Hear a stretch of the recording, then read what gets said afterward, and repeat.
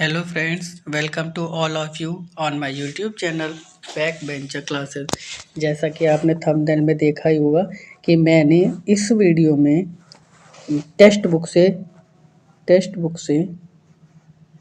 जो mock test book में जो मॉक टेस्ट दिए हुए हैं उनको मैंने सॉल्व किया है। यहाँ पे टेक्स्ट बुक के मॉक टेस्ट को मैंने सॉल्व किया है, जिसमें मैक्सिमम पॉसिबिलिटी रहेगी कि जो अभी अपकमिंग आपका एग्ज़ाम है वीपीओ का, उसमें इसमें से आपको जितने भी आई थिंक इसमें 15 या 16 लेक्चर होंगे। इसी तरीके से सीरीज ये चलती जाएगी। ये तो फर्स्ट मेरा लेक्चर है जो मैंने इसमें 100 क्वेश्चन लिए हैं। पहला जितना भी मॉक में मतलब 100 ही क्वेश्चन होते हैं।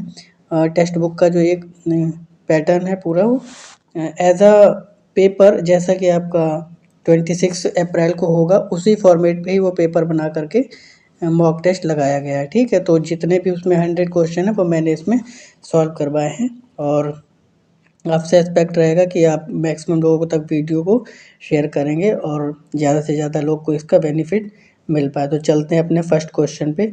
तो ये देखिए कंप्यूटर का क्वेश्चन है।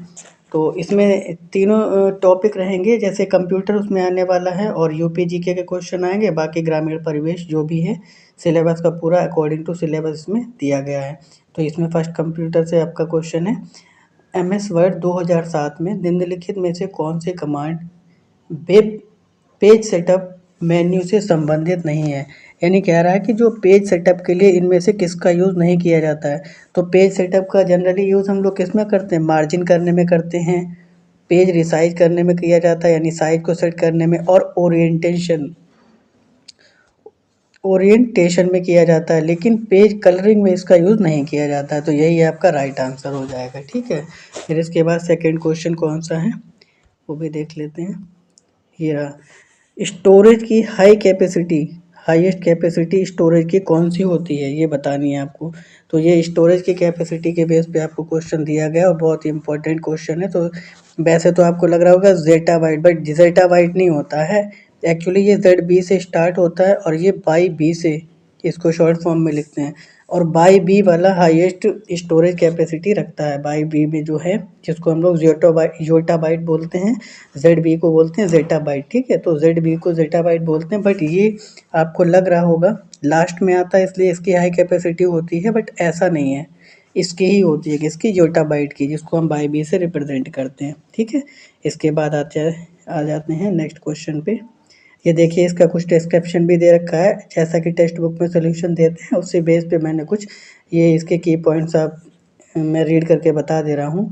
कंप्यूटर सिस्टम में डेटा की जो 8 बाइनरी अंक लंबी होती है को बाइट कहते हैं। यानी एक बाइट में सिंपली इसमें अगर मैं कहना चाहूँ 1 बाइट इक्वल टू 8 बिट होते हैं। 1 बाइट को मैंने लिखना B/T इक्वल टू, थोड़ी सी लिखने में मिस्टेक हो रही है, 1 बाइट इक्वल टू 8 बिट्स होते हैं। ठीक है, सिंपली वो ये कहना चाहता है, वो हिंदी में थोड़ा लिखा है इसलिए थोड़ी चीज़ें जो हैं इंट्रिकेट हो जाती हैं।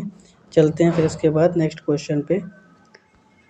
ये रहा, उस ऑपरेटिंग सिस्टम का नाम निम्नलिखित में से जो वास्तविक समय में और प्रतिक्रिया करता है। वास्तविक समय प्रणाली, real time system, real time system, इसको इंग्लिश में बोलते हैं रियल टाइम सिस्टम। ये इसका राइट आंसर हो जाएगा। इसके बाद आते हैं नेक्स्ट क्वेश्चन पे। उस ऑपरेटिंग सिस्टम का नाम निम्नलिखित में से क्या है जो रियल टाइम के रेफरेंस में रीड करता है और अपनी प्रतिक्रिया देता है।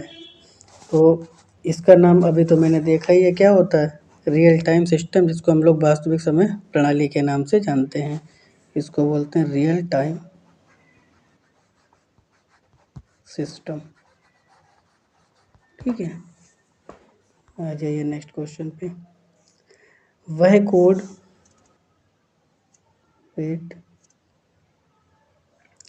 वह कोड है जो इनपुट के कुछ विशेष अनुक्रम को पहचानता है या एक निश्चित उपयोगकर्ता आईडी से घटनाओं के एक संभावित अनुक्रम को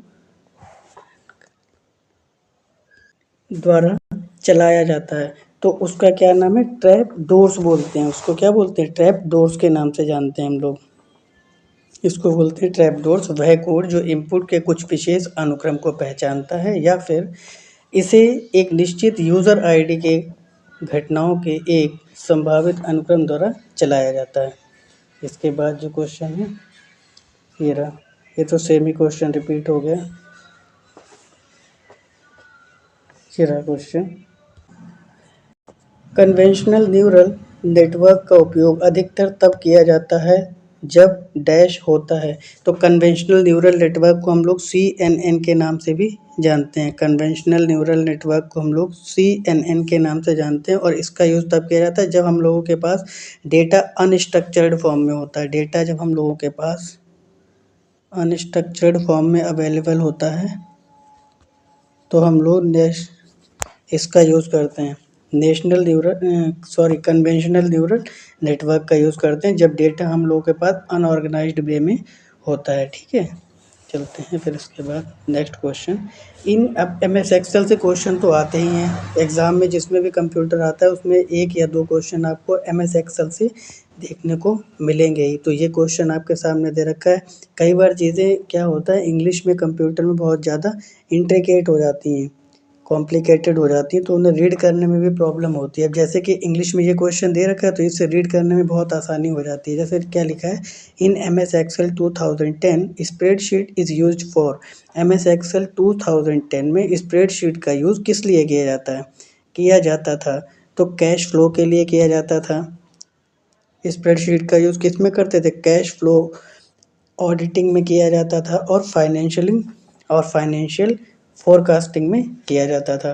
तो ये तीनों में यूज़ किया जाता है। स्प्रेडशीट प्रोग्राम का हम लोग कैश फ्लो में भी यूज़ कर सकते हैं, ऑडिटिंग में भी कर सकते हैं और फाइनेंशियल फोरकास्टिंग में भी कर सकते हैं। ठीक है, तो इसके all of above answer will be correct. ठीक है, तो डी ऑप्शन करेक्ट हो जाएगा। फिर इसके बाद आ जाते हैं नेक्स्ट क्वेश्चन पे। ये देखिए कैश मेमोरी, इस तरह के क्वेश्चन आपको देखने को मिलते हैं एग्ज़ाम में, जो कि काफ़ी टाइम टेकिंग हो जाते हैं अगर आपको अप्रोच नहीं पता है सही से अटैम्प्ट करने के क्वेश्चन की। ठीक है, अब ये इंग्लिश में भी दे रखा है और हिंदी में भी दे रखा है, तो पहले इंग्लिश में इसको रीड कर लेते हैं। अगर हम लोग कैश मेमोरी को देखें तो कैश मेमोरी क्या होती है, बहुत ही एक्टिव होती है, बहुत ही फास्ट वे करती है। तो अगर इसमें से देखें कैश मेमोरी के बेस पे हम लोग किस में जा सकते हैं, non volatile memory that stores required instruction to start the computer.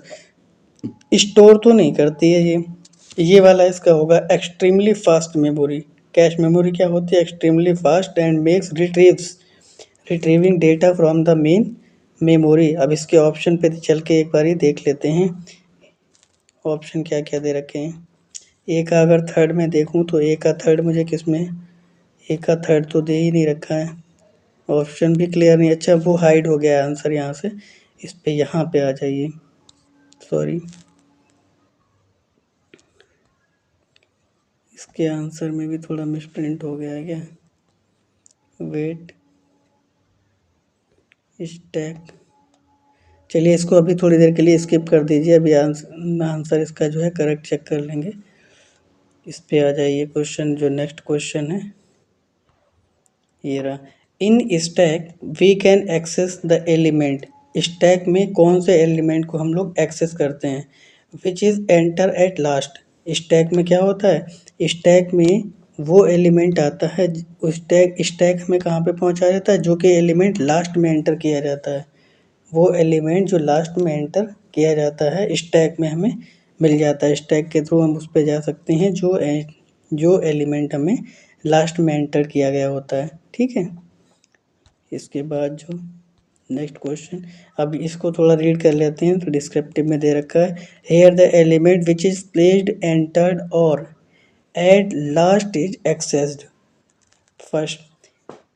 In stack terminology, insertion operation is called push operation and removal operation is called POP operation। जो रिमूवल ऑपरेशन होता है उसको हम लोग POP ऑपरेशन के नाम से जानते हैं, और जो इंसर्शन, जो हम लोग बाहर से आउटसाइड से इंसर्ट करते हैं, उसको पुश ऑपरेशन के नाम से जानते हैं, ये रहा पुश ऑपरेशन। और जो बाहर के साइड से रिमूव करते हैं उसको बोलते हैं पीओपी ऑपरेशन। स्टैक वाला कहाँ आपको लास्ट पॉइंट पे पहुंचा देता है जहाँ से एंटर किया गया लास्ट पॉइंट पे।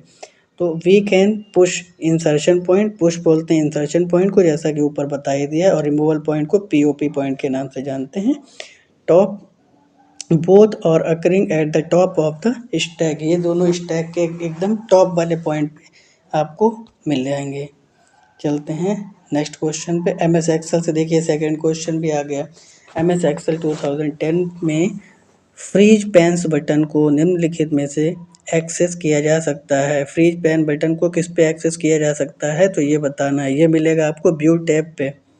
व्यू टैब पे ये फ्रीज पेन्स बटन को एक्सेस किया जाता है। किस पे मिलेगा, ये व्यू टैब पे मिलेगा। इससे रिलेटेड नेक्स्ट क्वेश्चन है कि VLSI की फुल फॉर्म बतानी है। फुल फॉर्म बेस्ड क्वेश्चन आपको मैं बता रहा हूँ कि VPO में फुल फॉर्म बेस्ड क्वेश्चन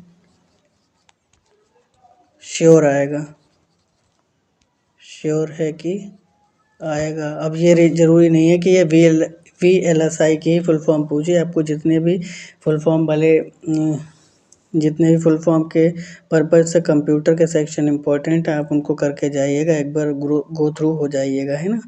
फिर इसका फुल फॉर्म क्या है, वेरी लार्ज स्केल इंटीग्रेशन, ठीक है। और ये किसमें, फोर्थ जनरेशन के कंप्यूटर में इसका यूज़ किया गया था। वेरी लार्ज का फोर्थ जनरेशन के जो कंप्यूटर सिस्टम आए थे उसमें इसका यूज़ किया गया था। ये भी पूछ सकता है कि वेरी लार्ज VLSI का यूज़ किस जनरेशन के कंप्यूटर में किया गया था, तो वो किया गया था फोर्थ जनरेशन के कंप्यूटर में। नेक्स्ट क्वेश्चन, MS वर्ड 2007 में डिफ़ॉल्ट रूप से फाइल डैश एक्सटेंशन में सेव हो जाएगी। MS वर्ड में जो बाय डिफ़ॉल्ट एक्सटेंशन फाइल जो सेव होती है वो किस में जाती है, आपकी .docx में जाती है, के फॉर्मेट में जाती है। जो उसका एक्सटेंशन होता है MS वर्ड में बाय डिफ़ॉल्ट क्या लगा होता है, जैसे कि आपने देखा होगा कभी कभी जब MS वर्ड अगर हम लोग मोबाइल में ओपन करें और उससे किसी फाइल को यानी PDF को अगर सेव करें, तो अगर आप उसमें नेमिंग नहीं करोगे तो आपको नेमिंग इस फॉर्मेट में दिखाई देगी, क्या, .docx, ठीक है। आई होप कि आप सभी को समझ आ गया होगा। नेक्स्ट क्वेश्चन है, माइक्रोसॉफ्ट एक्सेल 2010 में न्यूमरल डेटा निम्नलिखित में से उपस्थित होता है। न्यूमरल डेटा का मतलब है डिजिट की फॉर्म में 0 से 10 की फॉर्म में जो न्यूमरल डेटा है वो कहाँ पे आपको मिलेगा, MS एक्सेल 2010 में। तो ये कहाँ मिल जाएगा, केवल सब्सट्रैक्ट में, मतलब सब्सट्रैक्शन कर सकते हैं न्यूमरल डेटा का, ऐड कर सकते हैं और मल्टीप्लाई भी कर सकते हैं। तो न्यूमरल डेटा निम्नलिखित में से उपस्थित होता है, किसमें, सभी में उपस्थित हो सकता है। क्योंकि अगर न्यूमरल डेटा की जनरली बात कर रहा है तो MS एक्सेल में अगर हम लोग चाहें तो सम करके ऐसे और 3.2 कर सकते हो, तो इस तरह से उसमें हम लोग कर सकते हैं। इसी तरह के सब्सट्रैक्शन भी कर सकते हैं और मल्टीप्लाई भी कर सकते हैं। मल्टीप्लाई के लिए हम लोग स्टार का यूज़ करते हैं, ठीक है। तो ये तो बहुत एक डीप केस हो गया, ऐसा तो नहीं पूछेगा, बट इसमें पूछा गया न्यूमरल डेटा निम्नलिखित में से किससे प्रेजेंट होता है, तो सब्सट्रैक्ट में भी हो जाएगा। ऐड का मतलब होता है सम, और सब्सट्रैक्ट माइनस पता ही होगा आप सभी को, मल्टीप्लाई क्रॉस को बोलते हैं, ठीक है। तो इसका all of above right answer हो जाएगा। फिर इसके बाद जो नेक्स्ट क्वेश्चन है, पूछा क्या यूपी में वन राज्य जो हैं वो कुल भौगोलिक क्षेत्रफल के 12.8% हैं। सेकंड स्टेटमेंट में बोल रहा है कि यूपी में जौनपुर, गाजीपुर और बलिया में कोई भी वन भूमि नहीं है। तो ये स्टेटमेंट तो गलत है आपका, कोई भी वन भूमि नहीं है। अब ये तो उसने बोला है इनमें से कौन सा सही है, तो यूपी के जौनपुर, गाजीपुर और बलिया में कोई भी वन भूमि नहीं है। ये वाला स्टेटमेंट आपका क्या हो जाएगा, राइट हो जाएगा। और जो फर्स्ट वाला स्टेटमेंट है ये रॉन्ग इसलिए हो जाएगा क्योंकि अप्रॉक्स 7 या 8% ही वन पाए जाते हैं। 7 या फिर 8% के आसपास ही वन क्षेत्र कुल भौगोलिक क्षेत्रफल का है, इसलिए फर्स्ट वाला रॉन्ग हो जाएगा और सेकंड वाला राइट हो जाएगा। फिर इसके बाद जो नेक्स्ट क्वेश्चन है वो ये देखिए डिस्क्रिप्शन में भी दिखा रहा है कि ये उसका नेक्स्ट क्वेश्चन है, जनगणना 2011 के अनुसार 2011 के अनुसार कौन सा सही नहीं है। स्टेटमेंट ये दे रखा है कि जनगणना जो है वो 2011 के संदर्भ में कौन सा सही नहीं है, और ऑप्शन में आपको दे रखा है।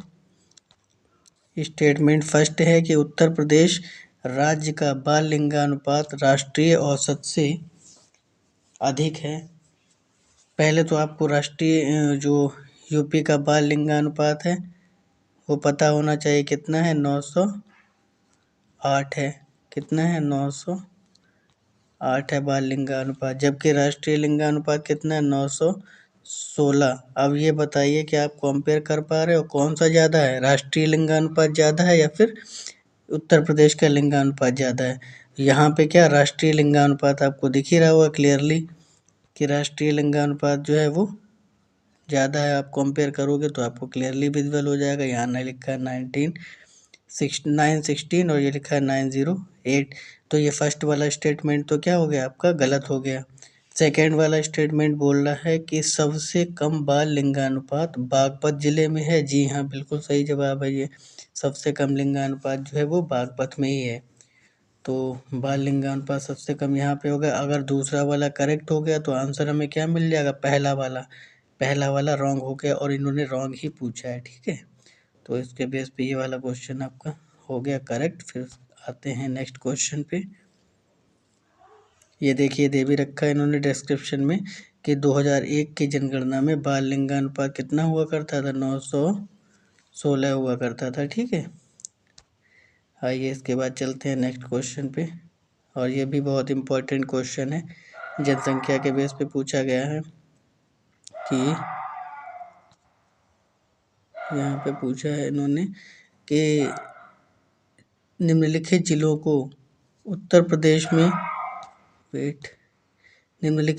उत्तर प्रदेश में जनगणना 2011 के अनुसार उनके अनुसूचित जाति मतलब SC/ST की जनसंख्या के संदर्भ में अवरोही क्रम में व्यवस्थित करना। अवरोही क्रम को बोलते हैं सबसे ज़्यादा पहले स्टेट बताना किस जनपद में है, फिर उससे थोड़ा कम किस जनपद में है, और फिर उससे जस्ट कम किस जिले में जो SC/ST पाए जाते हैं। तो सबसे ज़्यादा की अगर मैं बात करूं तो मैं देख पा रहा हूं कि सोनभद्र में SC/ST कम्युनिटी जो है वो सबसे ज़्यादा पाई जाती है सोनभद्र ज़िले में। सोनभद्र के बाद आपके पाई जाती है SC/ST कम्युनिटी ललितपुर में, एंड देन आपका आ जाएगा औरैया, और फिर जो बचा हुआ रिमेनिंग है बागपत, ठीक है। सबसे कम पाई जाती है बागपत में। तो इसके अकॉर्डिंग अगर मैं ऑप्शन देखूं तो मुझे क्या मिल जाएगा, देखो इस तरह से क्या क्या ऑप्शन दे रखे हैं, सोनभद्र के बाद ललितपुर, यानी मुझे चाहिए क्या 1, 3, 1 और 3। तो किस किस ऑप्शन में दे रखा है, ये देखिए बी ऑप्शन में दे रखा है, तो यही आपका राइट आंसर हो जाएगा, ठीक है। बी वाला आपका राइट आंसर हो जाएगा। उसके बाद चलते हैं जो अपने नेक्स्ट क्वेश्चन पे, जूम कर देता हूँ। ये रहा क्वेश्चन, उत्तर प्रदेश के किस शहर में आपको शाही घाट मिलेंगे। अस्सी घाट, मणिकर्णिका घाट, हरिश्चंद्र घाट, इस तरह के घाट जो आपको देखने को मिलेंगे, मणिकर्णिका घाट, अस्सी घाट और हरिश्चंद्र घाट, तो ये आपको देखने को मिलेंगे वाराणसी में। आई होप कि ये क्वेश्चन तो मैक्सिमम लोगों को पता ही होगा, और ये क्वेश्चन जो है आपको टेक्स्ट बुक का जो मॉक टेस्ट होता है उसमें आपको सभी क्वेश्चन देखने को मिलेंगे। उसमें 100 क्वेश्चन दिए होते हैं एज अ लाइक आपको जो एग्ज़ाम ओरिएंटेड जो एक वे होता है उसमें आपको करने में काफ़ी हेल्प मिलेगी एग्ज़ाम में। जो 26 अप्रैल को पेपर है UP SSC का, उसके लिए काफ़ी हेल्पफुल होने वाली है ये वीडियो। तो मैक्सिमम लोग आप जो है वीडियो को केयरफुली देखें और अपने क्वेश्चन को अटेम्प्ट करें। तो यहाँ पे देख लीजिएगा, ये डिस्क्रिप्शन में दिया है कि अस्सी घाट, मणिकर्णिका घाट, हरिश्चंद्र घाट उत्तर प्रदेश के पवित्र शहर वाराणसी में पाए जाते हैं, और यहाँ पे घाट लगभग कितने हैं, 88 हैं। फिर इसके बाद आते हैं अपने नेक्स्ट क्वेश्चन पे कि निम्नलिखित में से कौन सा शहर गोमती नदी के किनारे है। कौन सा शहर गोमती नदी के किनारे है पूछा गया होगा। आई होप कि मैक्सिमम लोग तो इसका आंसर आसानी से दे पाएंगे। तो इसका जो आंसर है राइट फोर्थ वाला लखनऊ। गोमती नदी के किनारे कौन सा शहर बसा हुआ, लखनऊ। और भी जो शहर बसे हुए हैं, एक लखनऊ हो गया, जौनपुर हो गया, लखनऊ, जौनपुर, बाराबंकी, कानपुर। ठीक है, बाराबंकी और कानपुर भी जो है वो कहाँ पे है, गोमती नदी के ही किनारे बसा हुआ है। ठीक है, तो अभी देख लेते हैं, इसके डिस्क्रिप्शन में दिया होगा, ये देखिए दे रखे हैं कुछ शहरों के नाम, सीतापुर, लखनऊ, बाराबंकी, सुल्तानपुर, जौनपुर और एक कानपुर भी आता है। अब यहाँ पे इन्होंने क्या बोला है कि नदी सुल्तानपुर ज़िले और जौनपुर को आधे में काटती है। गोमती नदी गंगा नदी से मिलने से पहले 950 किलोमीटर की यात्रा भी करती है। ठीक है, तो ये पॉइंट इतना ज़्यादा इम्पोर्टेंट नहीं है, बट कौन सा शहर किस नदी के किनारे है ये पॉइंट ज़्यादा इम्पोर्टेंट है। ठीक है, तो आप इसको थोड़ा ध्यान में रखते हुए क्वेश्चन को सॉल्व करिएगा। हो सकता है एग्ज़ाम में आपको क्वेश्चन यहाँ से टकरा जाए। ठीक है, फिर इसके बाद नेक्स्ट क्वेश्चन क्या आया है आपको के सामने है, आयुष कवच कोविड किस भारतीय या केंद्र शासित प्रदेश द्वारा शुरू किया गया है।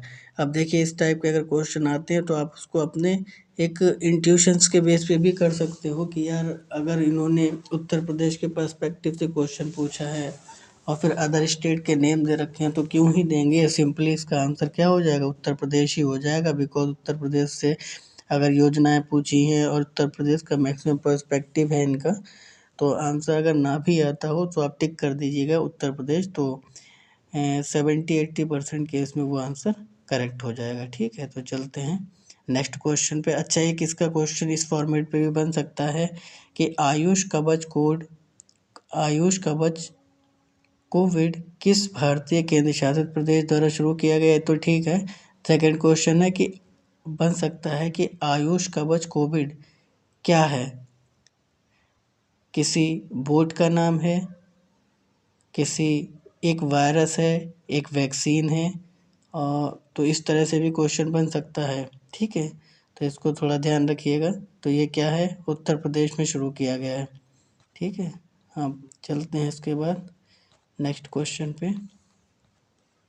ये देखिए, यहाँ पे उन्होंने डिफाइन भी किया है कि आयुष कवच कोड एक मोबाइल ऐप लॉन्च किया गया है। ये क्या है, एक मोबाइल ऐप है। ठीक है, जैसा कि मैंने अभी आपको इससे पहले बताए रखा था, क्वेश्चन को ट्विस्ट करके अगर पूछ सकता है तो इस तरह से पूछेगा, आयुष कवच कोविड क्या है, एक बोर्ड का नाम है, किसी वायरस का नाम है, एक एंटीवायरस है, या फिर मोबाइल एप्लीकेशन है। तो एक मोबाइल एप्लीकेशन लॉन्च किया गया। ठीक है, ये क्या करता है, एप्लीकेशन कोविड-19 से लड़ने के लिए, रोग प्रतिरोधक क्षमता को बढ़ावा देने के लिए, स्वस्थ उपचार और उपाय प्रदान करने के उद्देश्य से लॉन्च किया गया। ठीक है, फिर इसके बाद आ जाते हैं अपने नेक्स्ट क्वेश्चन पे।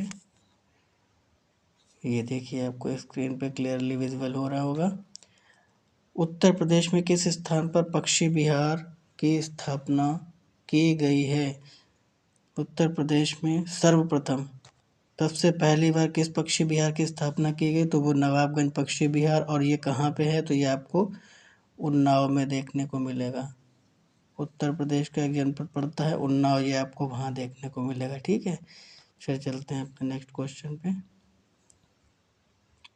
ये रहा, इसको मैं जूम कर देता हूँ ताकि आपको प्रॉब्लम ना हो, विजुअल क्लियरली होता रहे।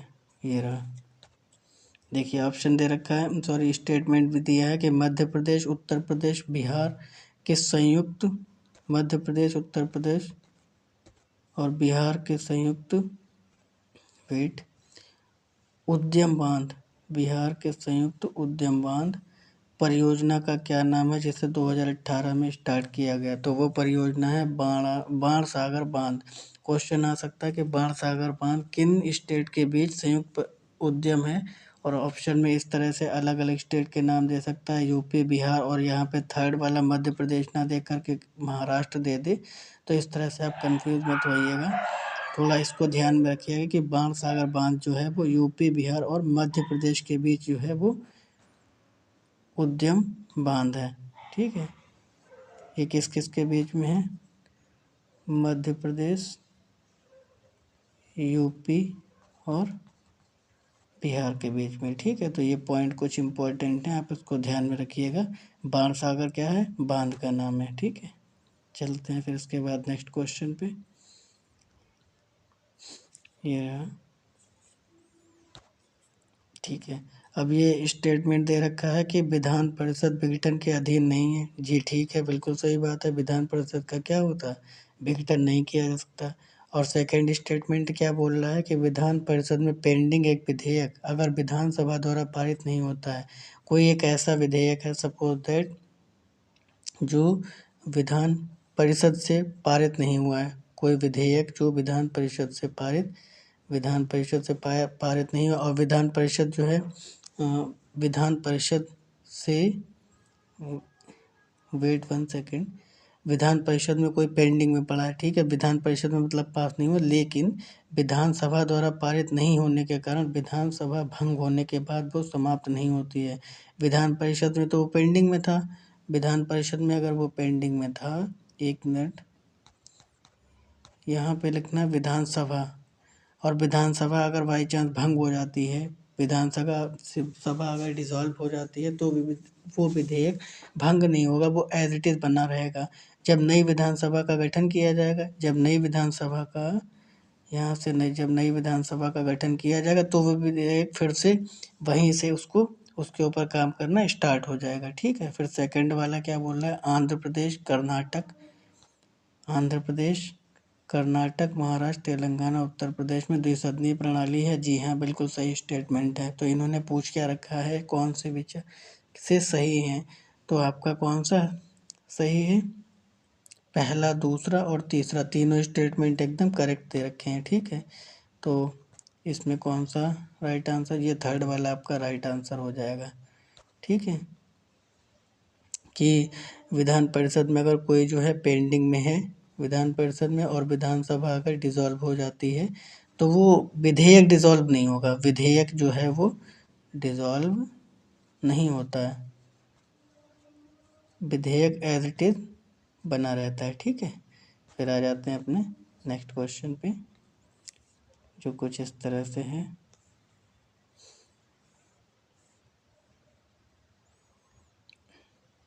ये देखा, उत्तर प्रदेश स्पेशल का है ये क्वेश्चन। उत्तर प्रदेश स्पेशल का क्वेश्चन है कि काला नमक चावल के बारे में कौन सा स्टेटमेंट जो है वो सही है? काला नमक चावल के बारे में कौन सा स्टेटमेंट सही है? यह उत्तर प्रदेश के तराई बेल्ट में पाया जाता है। ऑब्वियसली बात है, तराई बेल्ट में ही पाया जाता है।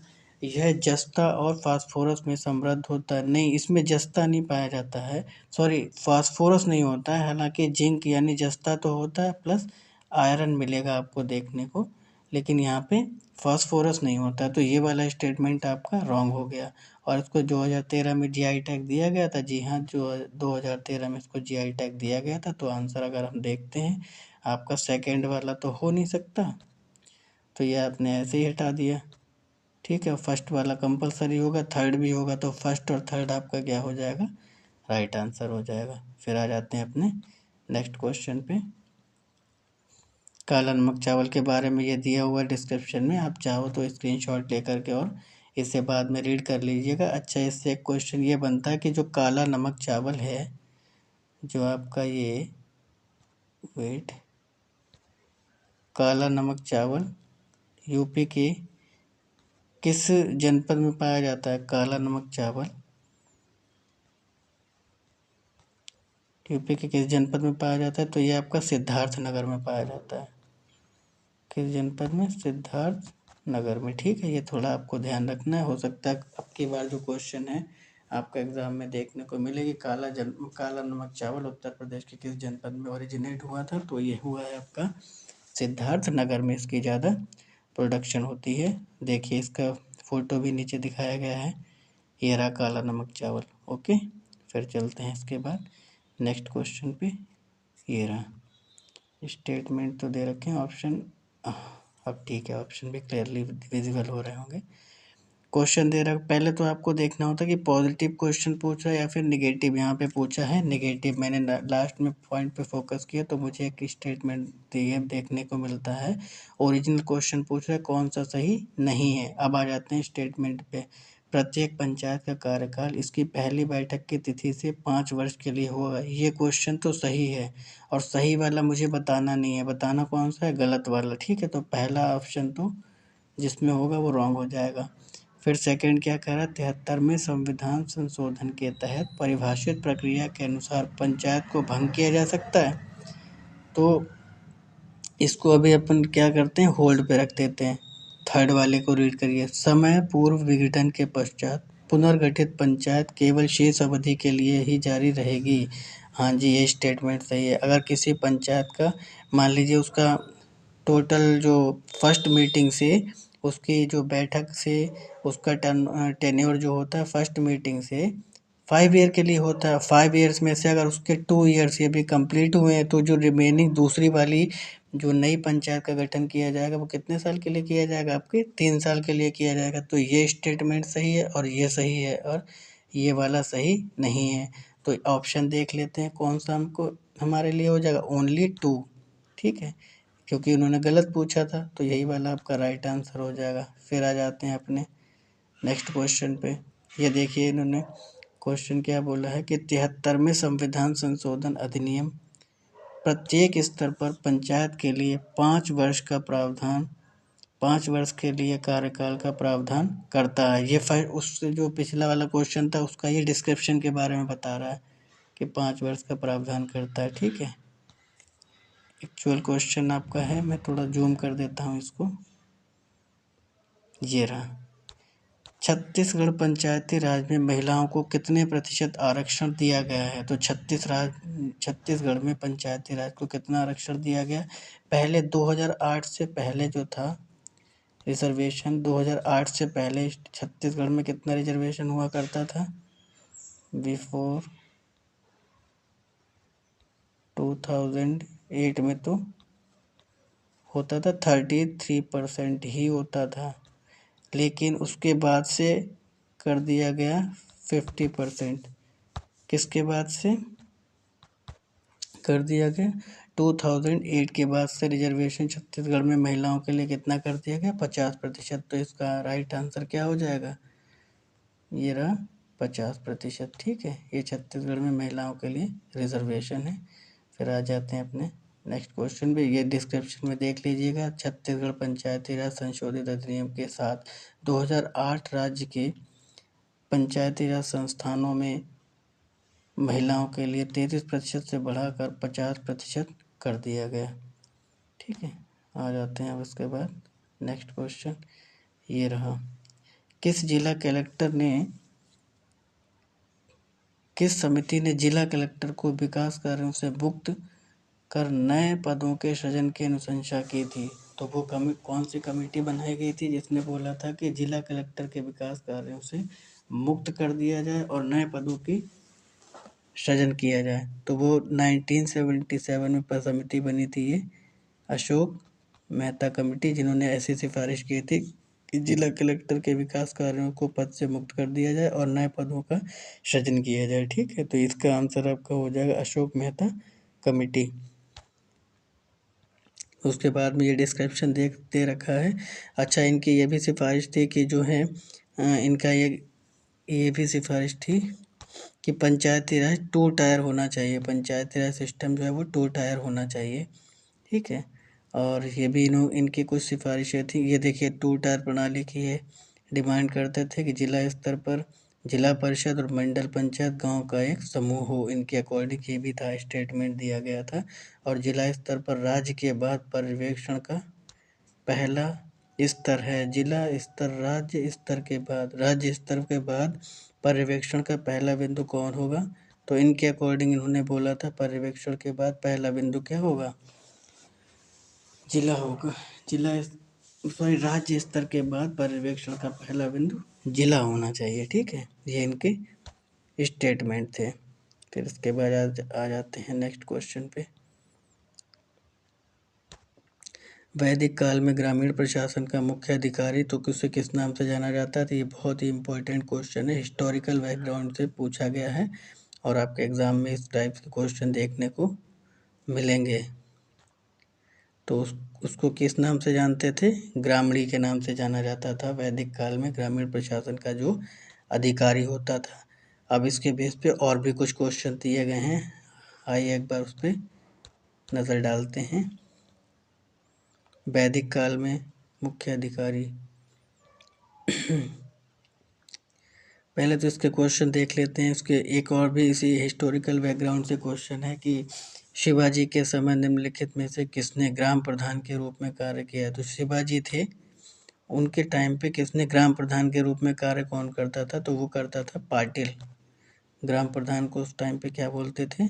पाटिल बोला जाता था। ग्राम प्रधान को उस टाइम पे पाटिल का नाम दिया जाता था। ठीक है, उसके बाद चलते हैं नेक्स्ट क्वेश्चन पे। किस वर्ष भारत में सामुदायिक विकास कार्यक्रम को स्थापित किया गया? तो सामुदायिक विकास कार्यक्रम जो था वो फर्स्ट जो 5 ईयर प्लान था उसी के टाइम पे शुरू किया गया था सामुदायिक विकास कार्यक्रम। ठीक है, ये फर्स्ट 5 ईयर प्लान के टाइम में स्टार्ट किया गया था। इसके बाद जो नेक्स्ट क्वेश्चन है, सामुदायिक विकास कार्यक्रम 1952 वही दे ही रखा है, बाकी ये सब आप चाहो तो डिस्क्रिप्शन में देख सकते हैं। 55 सामुदायिक विकास कार्यों का शुभारंभ किया गया था। ठीक है, फिर उसके बाद ये कम्युनिटी ये दे रखी हैं समितियां और उनको कब इस्टेब्लिश किया गया था, किस वर्ष इस्टेब्लिश किया गया था, इस पे थोड़ा ध्यान देते हुए क्वेश्चन को अटेम्प्ट करना है। तो सभी को पता होगा कि जो बलवंत राव मेहता कमेटी बनी थी वो बनी थी आपके 1957 में। तो एक फर्स्ट का तो यही हो जाएगा। फिर सेकंड अशोक मेहता समिति, सेकंड वाला 1977 में, जो कि अभी मैंने ऊपर डिस्कस भी किया है, तो सेकंड का बी हो जाएगा। अब हम उसको पूरा क्वेश्चन सॉल्व भी नहीं करना, अब मैं ऑप्शन पे नज़र डालूंगा। फर्स्ट का ए, सेकंड का बी किस किस ऑप्शन में दे रखा है?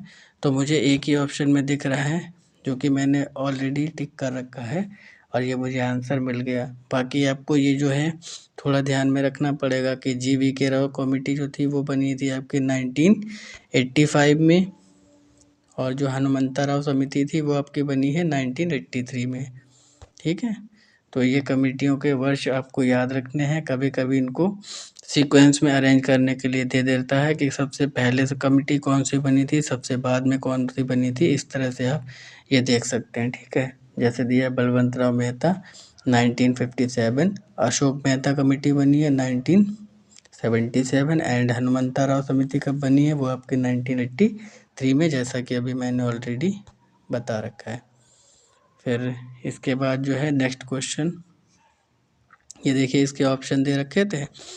तो फर्स्ट का ए जैसा कि मैंने बता ही रखा था, सेकंड का बी, थर्ड का सी और फोर्थ का डी, जो कि आपके ऑप्शन सेकंड में देखने को मिल रहे होंगे। यही राइट आंसर हो जाएगा। फिर आ जाते हैं नेक्स्ट क्वेश्चन पे। अब इनके जो स्टेटमेंट थे उसके बेस पे क्वेश्चन पूछे गए हैं। उस पे बेस पे क्वेश्चन आपको कमेटी से क्वेश्चन तो श्योर ही पूछा जाएगा। तो हमको सबसे पहले क्या पता कि जो बलवंत राव मेहता कमेटी थी उसने कितने टायर सिस्टम के लिए बोला था? पंचायती राज जो पंचायती राज व्यवस्था वो 3 टायर होनी चाहिए। तो ऐसा कोई स्टेटमेंट किसमें दे रखा है? बलवंत राव मेहता फोर्थ वाला, ये देख लीजिए, जिला परिषद भारत की पंचायती राज व्यवस्था में प्रमुख निकाय होना चाहिए। प्रत्येक राज्य को एक पंचायती राज न्यायाधिकरण स्थापित करना चाहिए। और सी में दे रखा है पंचायती राज संस्थाओं, मंडल पंचायत और जिला पंचायत की दो स्तरीय समिति के लिए किसने बोला था? अभी हम लोग पहले ही डिस्कस कर चुके हैं। तो ये आपके बोला था अशोक मेहता समिति ने बोला था। तो जब 3 का सी हमको मिल गया और ये देखिए त्रिस्तरीय प्रणाली, ये 3 टायर की बात किसने की थी? अशोक मेहता ने। ऐसे ही 4 का हमको क्या मिल गया आंसर? डी मिल गया। तो पहले हम एक बार ऑप्शन पर नज़र डालते हैं कि ऑप्शन किस टाइप से दे रखे हैं। यहाँ पे तो ऑप्शन किस बेस पे, यहाँ पे ऑप्शन दे नहीं रखे हैं फिलहाल, लेकिन यहाँ पे क्या है, जी वी के राव समिति ने ये बोला था कि जिला परिषद में, फिर से एक बार क्लियरली आपके क्वेश्चन बता देता हूँ। जी वी के राव कमेटी ने बोला था कि जिला परिषद भारत की पंचायती राज व्यवस्था में प्रमुख निकाय होना चाहिए। और जो सिंधवी समिति थी उन्होंने क्या बोला था, पंचायती राज न्यायाधिकरण स्थापित करना चाहिए। पंचायती राज के हर एक पंचायत को न्यायाधिकरण स्थापित करना चाहिए। ये सिंधवी समिति की, यानी दूसरे का बी और पहले का ए वाला हो जाएगा, तीसरे का सी और फोर्थ का हो जाएगा डी। तो इस तरह के जो भी ऑप्शन आपको एग्जाम हॉल में मिले आप उसको पिक कर दीजिएगा, ठीक है। फिर इसके बाद आ जाते हैं नेक्स्ट क्वेश्चन पे।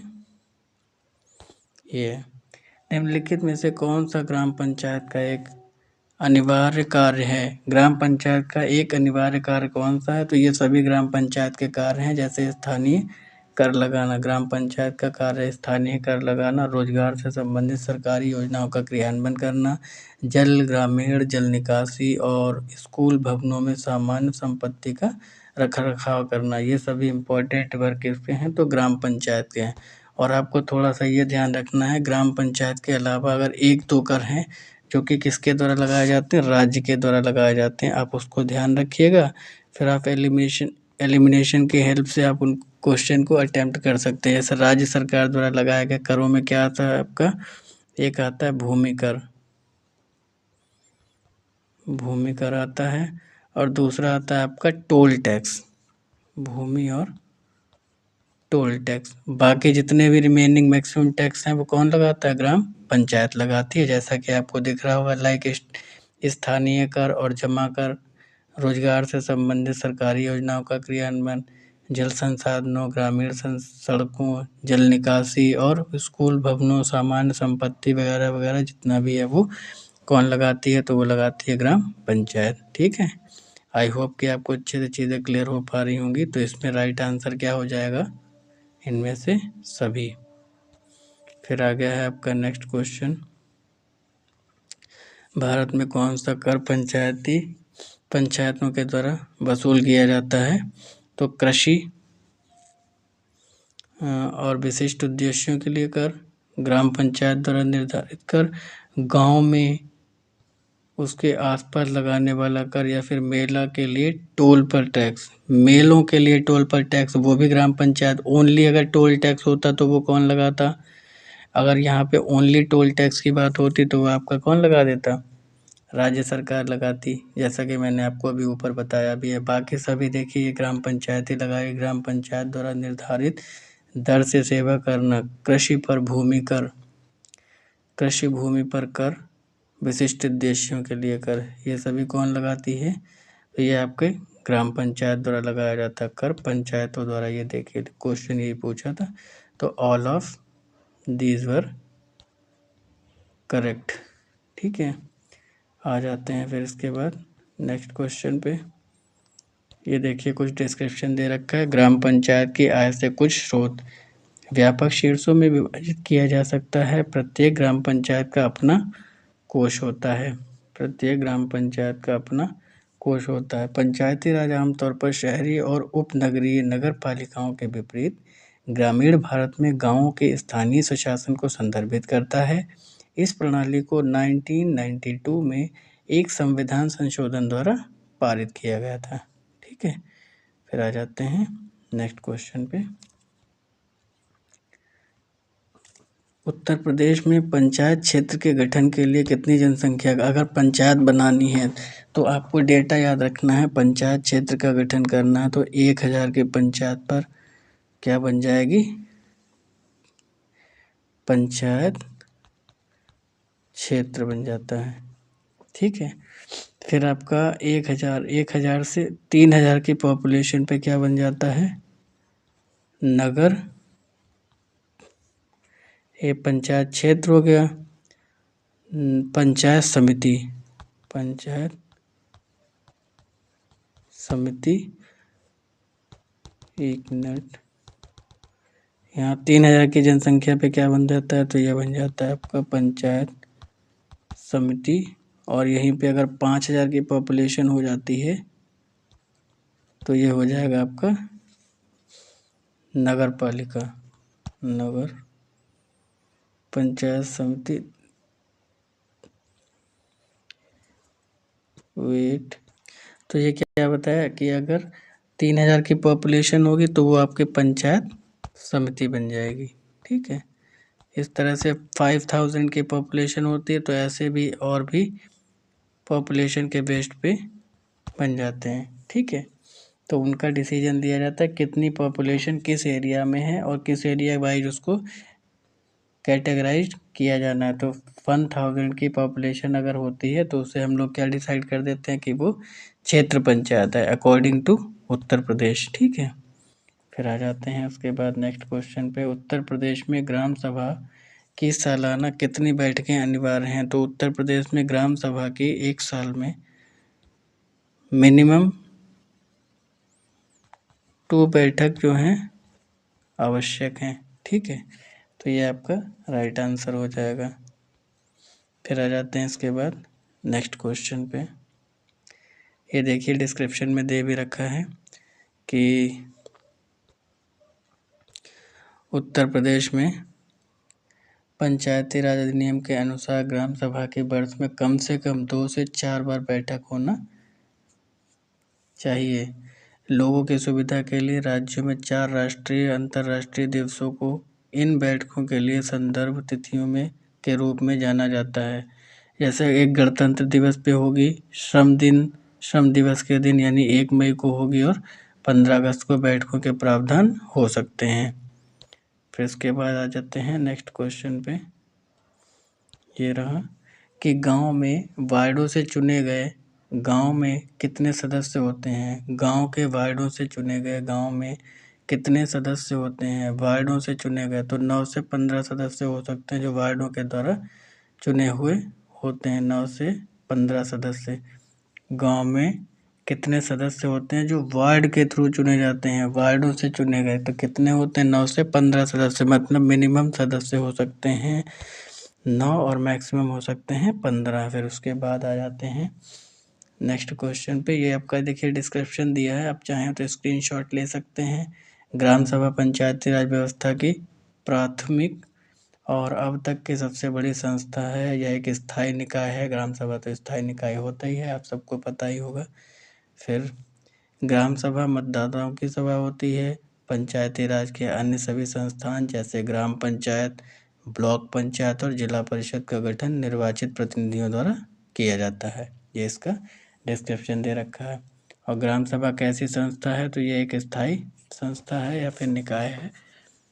फिर इसके बाद आ जाते हैं नेक्स्ट क्वेश्चन पे। ये रहा, ग्राम पंचायत की एक वर्ष में अधिकतम कितने बार बैठक हो सकती है? तो एक साल में अधिकतम 12 बार ग्राम पंचायत की बैठक हो सकती है। ठीक है, और अभी जो इससे ऊपर क्वेश्चन दिया था उसकी कितनी पूछी गई थी बैठक? अधिकतम कितनी बैठक हो सकती है? उत्तर प्रदेश में ग्राम सभा की एक अकॉर्डिंग टू ग्राम सभा है। क्वेश्चन को आप डीपली रीड कर लीजिएगा। उत्तर प्रदेश में ग्राम सभा के सालाना 2 बैठक हो सकती हैं। और जो नेक्स्ट क्वेश्चन है वो ग्राम पंचायत का है। ग्राम पंचायत की सालाना कितनी बैठक हो सकती हैं? तो वो आपको ये देखने को मिल रहा होगा 12 हो सकती हैं। ठीक है, क्वेश्चन को केयरफुली अटेम्प्ट करिएगा, सिली मिस्टेक्स ना हो जाएं। कई बार चीज़ें बहुत ज़्यादा फिर प्रॉब्लम क्रिएट कर देती हैं। नेक्स्ट क्वेश्चन है कि निम्नलिखित में से कौन जिला पंचायत सदस्यों में शामिल है? विधानसभा के सदस्य शामिल होते हैं। विधान परिषद के सदस्य शामिल होते हैं, जी हाँ होते हैं। और उसके बाद क्या ऑप्शन में दे रखा है? विधानसभा के तो होते ही हैं, विधान परिषद के भी और लोकसभा के, यानी तीनों के सदस्य मेंबर शामिल होते हैं। तो उपरोक्त सभी आंसर राइट हो जाएगा। नेक्स्ट क्वेश्चन पे आ जाते हैं, थोड़ा फास्ट कर लेते हैं।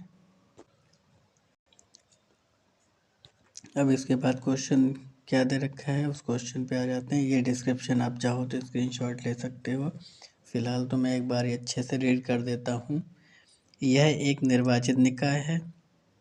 इसके सदस्य सीधे लोगों के द्वारा चुने जाते हैं, जैसा कि हम लोग ऊपर डिस्क्रिप्शन में डिस्कस ये ऑलरेडी कर लिया है हम लोगों ने कि एक निर्वाचित निकाय होता है कौन सा, ग्राम सभा, और इसके अध्यक्ष और उपाध्यक्ष का चुनाव अप्रत्यक्ष रूप से। जो अध्यक्ष होता है वो तो भाई अप्रत्यक्ष रूप से चुना जाता है, इनडायरेक्टली उसको इलेक्ट किया जाता है, लेकिन जो इसके मेंबर होते हैं वो डायरेक्टली चुने जाते हैं।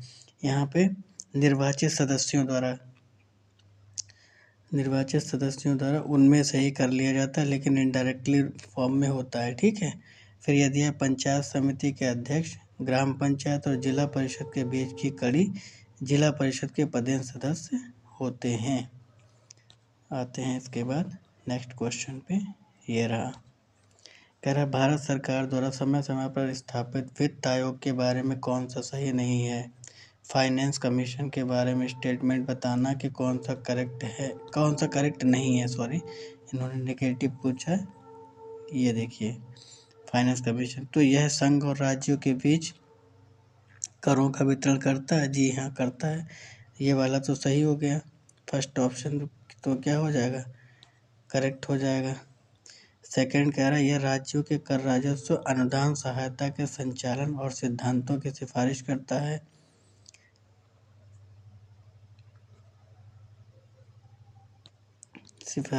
है। तो हाँ ये भी सही है, यह संघ राज्यों के बीच करों के वितरण की सिफारिश करता है। यह राज्यों के राजस्व अनुदान सहायता के संचालन के लिए सिद्धांतों की सिफारिश करता है। ये स्टेटमेंट भी सही है, ये भी सही है। फिर थर्ड वाला कह रहा है यह राज्यों के समेकित निधि को बढ़ाने के उपायों की सिफारिश करता है, हाँ करता है। फोर्थ कह रहा है यह सरकारी कर्मचारियों के वेतन के उपायों के संबंध की सिफारिश करता है, नहीं, क्योंकि गवर्नमेंट जो कर्मचारी हैं उनके जो सैलरी के बेसिस हैं वो किसके बेस पे डिसाइड किए जाते हैं, जो अकॉर्डिंग टू कॉन्स्टिट्यूशन रूल दे रखे हैं, अकॉर्डिंग टू कॉन्स्टिट्यूशन। उसमें इसका कोई रोल नहीं है फाइनेंस कमीशन का, क्योंकि ये सरकारी कर्मचारियों की बात कर रहा है, ठीक है। चलते हैं इसके बाद नेक्स्ट क्वेश्चन पे, कह रहा है निम्नलिखित कथनों पर विचार कीजिए और राज्य वित्त आयोग से ही मतलब स्टेट फाइनेंस कमीशन से फिर से क्वेश्चन पूछा गया है, स्टेट फाइनेंस कमीशन से,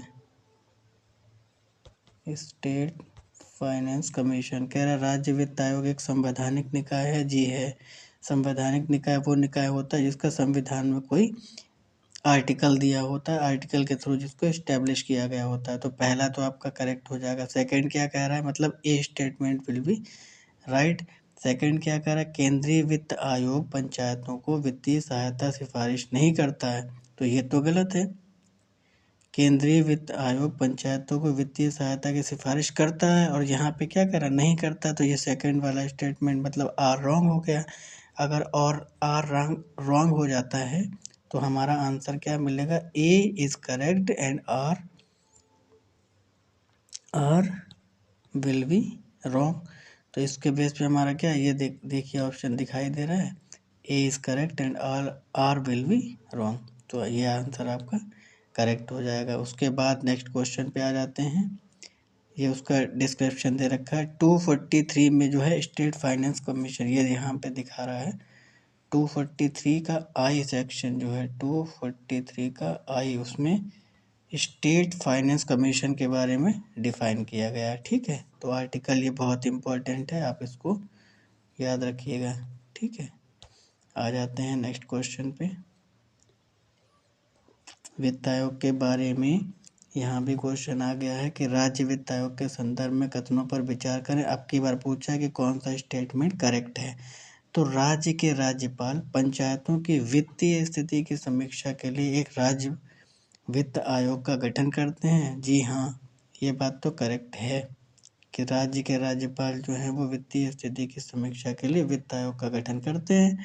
सेकंड बोल रहा है कि संविधान आयोग की संरचना और उनके चयन के तरीके का प्रावधान करता है, नहीं संविधान के इसमें ये तो कंपलसरी नहीं दिया कि संविधान जो है वो आयोग के स्ट्रक्चर के बारे में बताएगा, वो टाइम अकॉर्डिंग टू टाइम कभी कभी चेंज भी होता रहता है, इसमें कॉन्स्टिट्यूशन में नहीं बताया गया है। वो करता राज्य विधानमंडल, कौन करेगा, राज्य विधानमंडल डिसीजन लेता है, ठीक है। तो ये आपका सेकंड वाला रॉन्ग हो जाएगा, फर्स्ट विल बी राइट, तो यही आपका राइट आंसर हो जाएगा। उसके बाद नेक्स्ट क्वेश्चन कह रहा है, ये देखिए कुछ डिस्क्रिप्शन दे रखा है, किसी राज्य का राज्यपाल प्रत्येक 5 वर्ष के बाद पंचायतों की वित्तीय स्थिति की समीक्षा के लिए एक राज्य वित्त आयोग का गठन करेगा। एक राज्य वित्त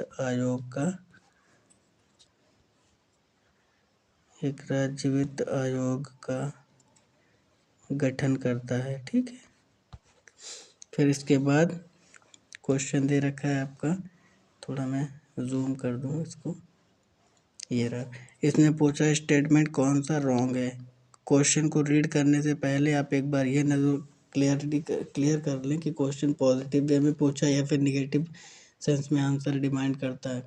तो यहाँ पे दे रखा है कौन सा गलत है, गलत वाले में हमें बताना है। राष्ट्रपति हर 5 साल में एक भारत के वित्त आयोग का गठन करता है, ये तो स्टेटमेंट सही है, क्योंकि जब सेंट्रल लेवल पे फाइनेंस कमीशन बनाना होता है तो उसे कौन करता है, राष्ट्रपति करता है, ये सही है। और जब स्टेट लेवल पे फाइनेंस कमीशन का गठन करना होता है तो वो गवर्नर करता है, ऑब्वियसली बात है। तो यहाँ पे फर्स्ट वाला स्टेटमेंट सही हो गया। सेकंड क्या कह रहा है, राष्ट्रपति वित्त आयोग के सदस्यों की योग्यता निर्धारित करता है। नहीं, वित्त आयोग के सदस्यों की योग्यता ये निर्धारित नहीं करता, ये निर्धारित आपका कौन करेगा, इसके बारे में कोई फिक्स एक टर्मिनोलॉजी नहीं है, ठीक है। तो ये वाला आपका क्या हो जाएगा, रॉन्ग हो जाएगा। फिर इसके बाद आ जाते हैं नेक्स्ट क्वेश्चन पे। संसद में इस प्रक्रिया को परिभाषित किया गया है। ये देखिए उसका जो डिस्क्रिप्शन बता रहा है, ये ऊपर वाले का, कि राष्ट्रपति इसके बारे में कह रहा था कि राष्ट्रपति, एक बार मैं आपको फिर से इसको दिखा देता हूँ क्वेश्चन को। राष्ट्रपति जो है वित्त आयोग के सदस्यों की योग्यता निर्धारित करता है, ये गलत स्टेटमेंट दे रखा है, ये स्टेटमेंट गलत दे रखा है। बाकी फिर इसके बाद नेक्स्ट क्वेश्चन पे आ जाते हैं।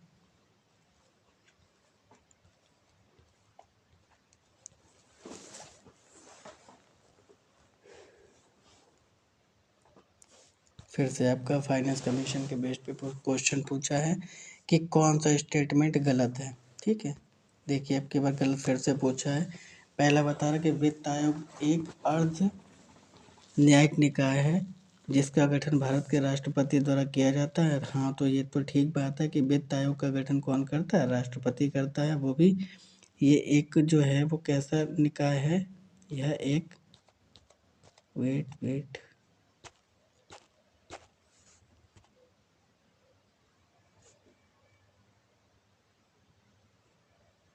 तो ये एक कैसा निकाय है, क्वासी फेडरल अर्ध न्यायिक निकाय है। ये कैसा निकाय है, अर्ध न्यायिक निकाय है, जिसका गठन कौन करता है, राष्ट्रपति करता है। आयोग के सदस्य पुनर्नियुक्ति के पात्र होते हैं, ये भी सही है। अध्यक्ष के जो सदस्य होते हैं वो फिर से इलेक्ट किए जा सकते हैं। फिर कह रहा है, थोड़ा मैं स्क्रॉल कर दूं इसको, ये रहा, आयोग के अध्यक्ष को अर्थशास्त्र का विशेष ज्ञान होना चाहिए। नहीं, ऐसी कोई उसमें क्वालिफिकेशन नहीं दी है कि जो आयोग का अध्यक्ष होगा वो जो है अर्थशास्त्र का कोई नॉलेजेबल बहुत ज़्यादा पर्सन हो, ऐसा कोई उसमें डिमांड नहीं की गई है। वो डिमांड करते वो अकॉर्डिंग टू पार्लियामेंट डिसाइड किया जाता है, ठीक है। फिर इसके बाद नेक्स्ट क्वेश्चन है आपका, तो आंसर यही आपका करेक्ट हो जाएगा क्योंकि उसमें रॉन्ग वाला ही पूछा था, तो ये आपका आंसर राइट हो जाएगा कि आयोग के अध्यक्ष को अर्थशास्त्र का स्पेसिफिक नॉलेज होना चाहिए। तो ये क्वेश्चन आपका क्या हो जाएगा, ये स्टेटमेंट रॉन्ग हो जाएगा, तो हमें राइट आंसर तक पहुंच जाएंगे। फिर आया है उत्तर प्रदेश राज्य का पहला निर्वाचन आयोग कब गठित किया गया था, तो ये 1944 में किया गया था। Very very important question. Uttar Pradesh राज्य का पहला निर्वाचन आयोग 1994 में गठित किया गया था। फिर उसके बाद नेक्स्ट क्वेश्चन पे आ जाते हैं। ये इसके बारे में कुछ डिस्क्रिप्शन दे रखा है। स्वतंत्रता के पश्चात ग्रामीण क्षेत्रों में स्थानीय स्वशासन की स्थापना, विकास और के महत्व को महसूस किया गया। इस उद्देश्य को पूरा करने के लिए 1947 का यूपी पंचायती राज एक्ट अधिनियम प्रख्यापित किया गया, ठीक है। फिर इसके बाद आ जाते हैं नेक्स्ट क्वेश्चन पे। ग्राम पंचायत में सुशासन, ग्राम पंचायत में सुशासन यानी गुड गवर्नेंस, गुड गवर्नेंस को बढ़ाने के लिए कितने टी के सिद्धांतों को फॉलो किया गया, कितने टी के सिद्धांतों को लागू किया गया है, तो वो किया गया 5T। कितने टी को लागू किया गया, 5T। ठीक है, तो ये इसका राइट आंसर हो गया। फिर इसके बाद देख लेते हैं थोड़ा क्वेश्चन नंबर नेक्स्ट। ग्राम पंचायत के स्तर पर प्रशासनिक मुखिया कौन होता है, तो ग्राम पंचायत के स्तर पर प्रशासनिक मुखिया की अगर मैं बात करूं तो वो होता है एडमिनिस्ट्रेटिव, जितना भी वर्क देखता है वो देखता है ग्राम सचिव। और इसको इलेक्ट नहीं किया जाता, इसको भारत सरकार द्वारा नियुक्त किया जाता है, इसको नियुक्ति की जाती है सचिव की। ठीक है, तो यही एडमिनिस्ट्रेटिव हेड होता है ग्राम पंचायत का, ग्राम सचिव। ठीक है, इसके बाद आते हैं नेक्स्ट क्वेश्चन पे। ये देखिए कह रहा है कि ये इलेक्टेड पर्सन नहीं होता, जो कि मैंने ऑलरेडी आपको बता ही दिया है, बल्कि सरकार द्वारा नियुक्त किया जाता है। सचिव ग्राम सभा और ग्राम पंचायत की बैठकें बुलाता है और कार्यवाही रिकॉर्ड करने के लिए जिम्मेदार होता है। ठीक है, ये देख लीजिएगा आप। फिर इसके बाद कह रहा है कि पंचायत सचिव को ग्राम सचिव भी कहा जाता है और ग्राम पंचायत स्तर पर प्रशासनिक प्रमुख माना जाता है। आ जाते हैं इसके बाद नेक्स्ट क्वेश्चन पे। किस समिति की सिफारिश पर ग्राम सेवक या सचिव की नियुक्ति किए जाने का प्रावधान है, तो मतलब किस कमेटी ने ये बोला था कि ग्राम सेवक की पंचायतों के लिए एक ग्राम सेवक या फिर सचिव की नियुक्ति की जाए, तो ये बोले थी आपका किस समिति ने, गिरधारी लाल व्यास समिति ने ये बोला था कि ग्राम पंचायत के लिए एक सचिव भी होना चाहिए और या फिर एक ग्राम सेवक होना चाहिए, तो ये बोला था आपका गिरधारी लाल कमेटी ने। उसके बाद नेक्स्ट क्वेश्चन देख लेते हैं। ये आदर्श ग्राम के लिए कितनी आबादी होनी चाहिए, एक आइडियल विलेज होने के लिए पॉपुलेशन कितनी होनी चाहिए, तो भी ये क्वेश्चन दिया है कि जो हमारा अगर कह रहे हैं मैदानी क्षेत्र में 3 से 5,000 होनी चाहिए, पर्वतीय जनजातीय एवं दुर्गम इलाकों में 1 से 3,000 पॉपुलेशन होने के लिए हमें 1,000 से 3,000 पॉपुलेशन अगर कहाँ पे है, जनजातीय या दुर्गम इलाकों में है, तो उसे आदर्श गांव की संज्ञा दी जा सकती है। और मैदानी क्षेत्रों में यही पॉपुलेशन कितनी होगी, 3 से 5,000, तो ए और बी दोनों आपके आंसर क्या हो जाएंगे, करेक्ट हो जाएंगे। और इस तरह से यह आपका करेक्ट हो जाएगा। ओके, फिर चलते हैं इसके बाद नेक्स्ट क्वेश्चन पे। ये आदर्श ग्राम की संज्ञा दी है, जैसा कि मैदानी क्षेत्रों के बारे में मैंने देखा था, एक आदर्श ग्राम के लिए 3,000 से 5,000 निवासी हो सकते हैं, जो कि ऑप्शन 1 में दिया था। फिर उसके बाद पहाड़ी आदिवासी और दूर दराज पहाड़ी क्षेत्रों में 1,000 से पॉपुलेशन कितनी 3 के बीच में हो, तो वो एक आदर्श ग्राम कहा जाएगा बेसिकली। ठीक है, इसके बाद नेक्स्ट क्वेश्चन आ रहा है, राष्ट्रीय ग्राम स्वराज अभियान के संशोधित रूप को किस अवधि के लिए मंजूरी प्रदान की गई है, तो राष्ट्रीय ग्राम, कभी कभी इसको शॉर्ट फॉर्म में भी पूछ लेता है, क्वेश्चन पे थोड़ा ध्यान दीजिएगा। RGSA योजना कब शुरू की गई थी, तो इसका टेन्योर जो है वो बढ़ा दिया गया है, 22 से 26 कर दिया गया है। और राष्ट्रीय ग्राम स्वराज अभियान ये आपका कब शुरू किया गया था, तो मेरे ख्याल से ये जो है 2018 में स्टार्टिंग की गई थी इसकी। ठीक है, तो क्वेश्चन को थोड़ा ध्यान में रखिएगा, कभी कभी इसकी फुल फॉर्म पूछ लेता है कि RGSA में जो है एस क्या स्टैंड करता है, एस की फुल फॉर्म क्या है, तो राष्ट्रीय ग्राम स्वराज, एस फॉर क्या हो जाएगा, स्वराज, ए फॉर हो जाएगा अभियान। ठीक है, 2018 में शुरू किया गया, इसकी जो है टेन्योर बढ़ाकर 22 से 26 कर दिया गया है। नेक्स्ट क्वेश्चन पे आते हैं।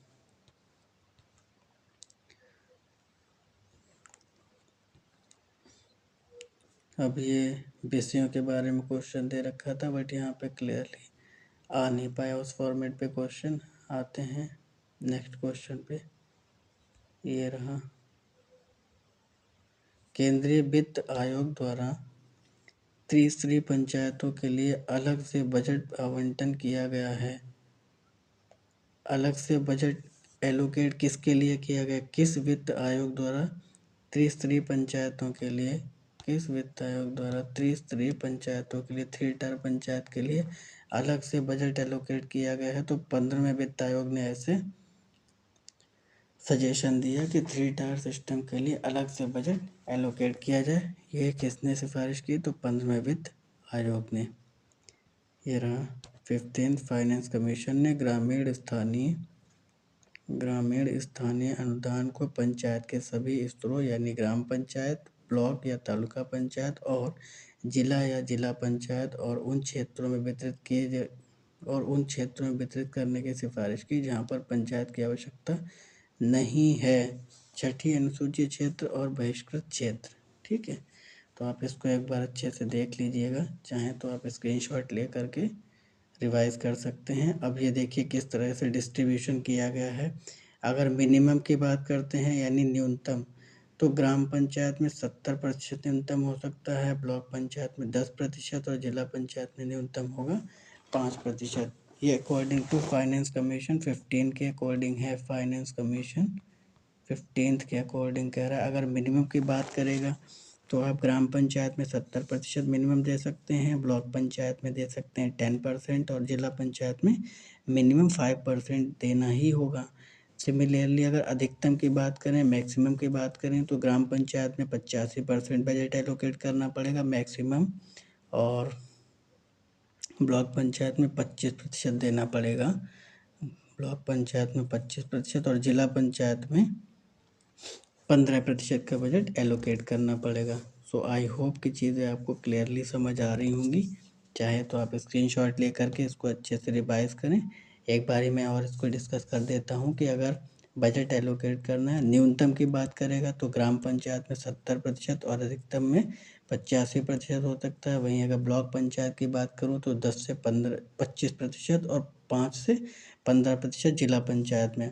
मैक्सिमम मिनिमम की बात हो जाएगी। Okay, now we are going to our next question. ये देखिए, बाकी उन्होंने डिस्क्रिप्शन में ये दे ही रखा है। फिर ये क्वेश्चन रिपीट हो गया आई थिंक। किस वित्त आयोग द्वारा त्रिस्तरीय पंचायती राज पंचायतों के लिए अलग से बजट एलोकेट किया गया, तो वो आपका क्या आंसर हो जाएगा, दिख ही रहा होगा। 15th फाइनेंस कमीशन ने इसकी सिफारिश की थी। वेट, तो यहाँ पे आपका ये सेशन हो जाता है फिनिश। नहीं, अभी एक और क्वेश्चन है, अभी नहीं क्वेश्चन है, अभी 3-4 क्वेश्चन। ये फिलहाल रिपीट हो गया था तो ये दोबारा से क्वेश्चन आ गया है। नेक्स्ट की बात करते हैं, तो ये रहा आपका क्वेश्चन नेक्स्ट। CSC, इसको बोलते हैं कॉमन सर्विस सेंटर। CSC को बोलते हैं कॉमन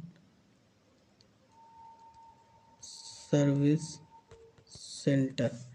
ठीक है, इस कार्यक्रम के तहत सन्निहित दृष्टिकोण क्या है, तो कह रहा है प्रत्येक नागरिक के लिए इंफ्रास्ट्रक्चर एवं उपयोगिता के रूप में। जी हाँ, ये तो सही है कि प्रत्येक राज्य को CSC के थ्रू जो है वो इंफ्रास्ट्रक्चर और उसके उपयोगिता में अच्छी एनरिचमेंट हो जाती है, अच्छी पहुंच हो जाती है। मांग पर शासन की सेवाएं, ये भी आंसर करेक्ट है, स्टेटमेंट करेक्ट है। थर्ड क्या है, नागरिकों का डिजिटल सशक्तिकरण, हाँ वो डिजिटल पावरमेंट को बढ़ावा देता है। तो उपरोक्त सभी जो है वो आपका राइट आंसर हो जाएगा। किसमें, CSC कॉमन सर्विस सेंटर के रेस्पेक्ट में। अब कह रहा है पंचायत इंटरप्राइजेज सूट में कितने अनुप्रयोग शामिल हैं। पंचायत एंटरप्राइज सूट में कितने अनुप्रयोग, कितने एप्लीकेशन शामिल हैं, तो वो 11। ये क्वेश्चन आपको एज इट इज याद कर लेना है। कभी कभी जब नंबर की बात होती है तो इस टाइप के क्वेश्चन डेटा बेस्ड पूछ लेते हैं। अगर आपको अच्छे से याद होगा तभी आप अच्छे वे में कर पाओगे कि पंचायत एंटरप्राइज सूट में कितने एप्लीकेशन शामिल होते हैं, 11। ठीक है, आ जाते हैं अब अपने नेक्स्ट क्वेश्चन पे। ये रहा, भारत के रजिस्ट्रार की नियुक्ति किसके द्वारा की जाती है, तो भारत के रजिस्ट्रार की नियुक्ति कौन करता है, भारत के रजिस्ट्रार की नियुक्ति सेंट्रल गवर्नमेंट के द्वारा की जाती है। कौन अपॉइंटमेंट करता है भारत के सॉरी, महारजिस्ट्रार की नियुक्ति कौन करता है? तो महारजिस्ट्रार की नियुक्ति करता है स्टेट गवर्नमेंट ना करके सेंट्रल गवर्नमेंट करती है महारजिस्ट्रार की नियुक्ति। ठीक है, इसके बाद आते हैं नेक्स्ट क्वेश्चन पे।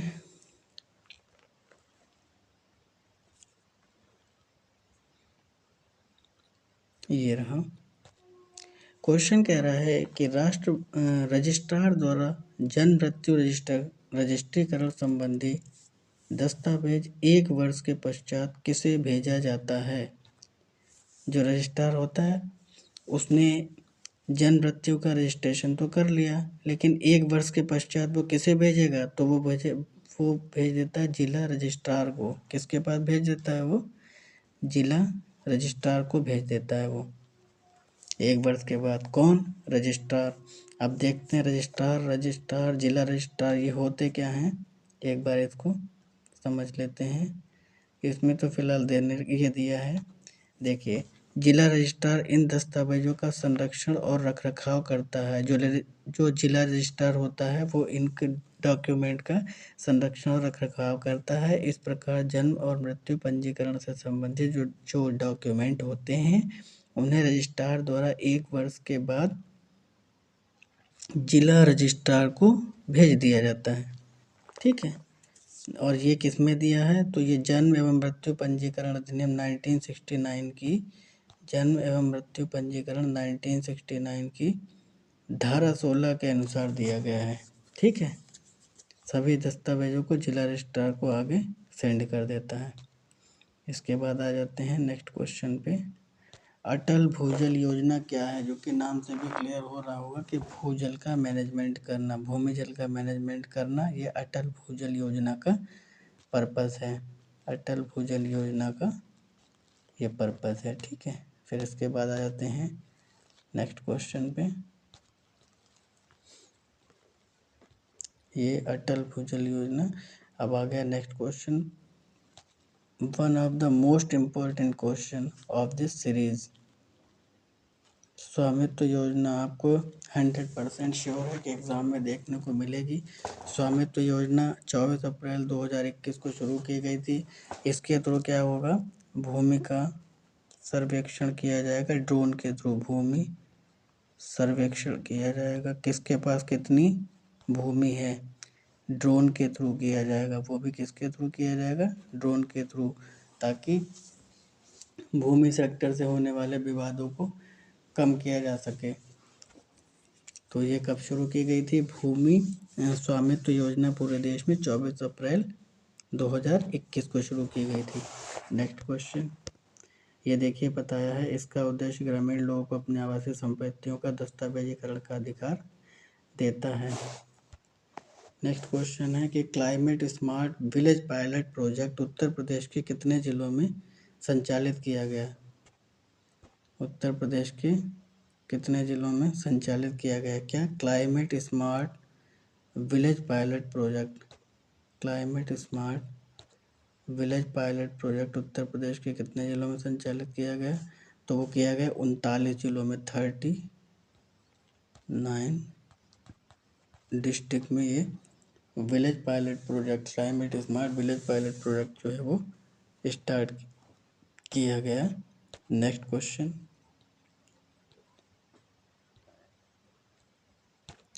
कह रहा है कि पंचायती राज संस्थाओं में सुशासन को मजबूत करने के उद्देश्य से ई ग्राम स्वराज ऐप पोर्टल कब शुरू किया गया? ई ग्राम स्वराज ऐप की बात हो रही। अभी तक जो हमने पीछे देखा था वो कौन सा था? राष्ट्रीय ग्राम स्वराज। और ये क्या है?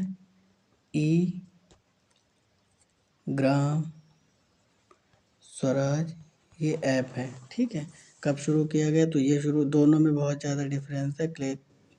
केयरफुली क्वेश्चन को देखिएगा। ये कह रहा है 2020 में ये ऐप शुरू किया गया था। कौन सा? ई ग्राम स्वराज ऐप पोर्टल जो शुरू किया गया था वो 2020 में शुरू किया गया था, और ये मेरे ख्याल से 2018 में शुरू किया गया था। आप लोग एक बार कमेंट करके बताइए कि RGSA जिसको बोलते हैं राष्ट्रीय ग्राम स्वराज अभियान, ये 2018 में ही किया गया था ना? एक बार कंफर्म करके बताइए आप।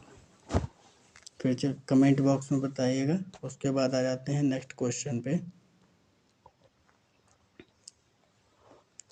उत्तर प्रदेश में जन आरोग्य योजना कब प्रारंभ की गई? तो ये प्रारंभ की गई थी 2019 में जन आरोग्य योजना आरंभ की गई थी। ये भी इम्पोर्टेंट क्वेश्चन है। चलते हैं नेक्स्ट क्वेश्चन पे। समाजवादी पेंशन योजना को स्थानांतरित कर मुख्यमंत्री पेंशन योजना कब प्रारंभ की गई? तो ये 1 अप्रैल 2018 को प्रारंभ की गई थी। अखिलेश जी की उस टाइम पे गवर्नमेंट थी। अखिलेश जी की गवर्नमेंट में ये स्टार्ट की गई थी। कौन सी? समाजवादी पेंशन योजना। और इसका पहले नाम क्या हुआ करता था? तो ये लक्ष्मीबाई के नाम से शुरू की गई थी। बाद में इसको जो है ट्रांसफ़र कर दिया गया समाजवादी पेंशन के नाम से। सहज लक्ष्मीबाई योजना के नाम से जाना जाता था इसको। ठीक है, सहज लक्ष्मीबाई योजना के नाम से जाना जाता था। बाद में इसे अखिलेश सरकार में क्या कर दिया गया? समाजवादी पेंशन योजना के नाम से ट्रांसफ़र कर दिया गया 2018 में। ध्यान रखिएगा क्वेश्चन को। फिर उसके बाद मुख्यमंत्री युवा रोजगार योजना कब प्रारंभ की गई? तो ये भी 2018 में ही प्रारंभ की गई थी। अब थोड़ा फास्ट क्वेश्चन को अटेम्प्ट करते हैं, अदरवाइज सेशन काफ़ी लंबा हो जाएगा। तो ये देखिए डिस्क्रिप्शन में दे रखा है कि उत्तर प्रदेश सरकार द्वारा 2018 को मुख्यमंत्री युवा रोजगार योजना शुरू की गई थी। मुख्यमंत्री युवा रोजगार योजना, जिसे हम लोग शॉर्ट फॉर्म में क्या बोल सकते हैं? बताइए। मुख्य का मुख्यमंत्री का CM हो जाएगा।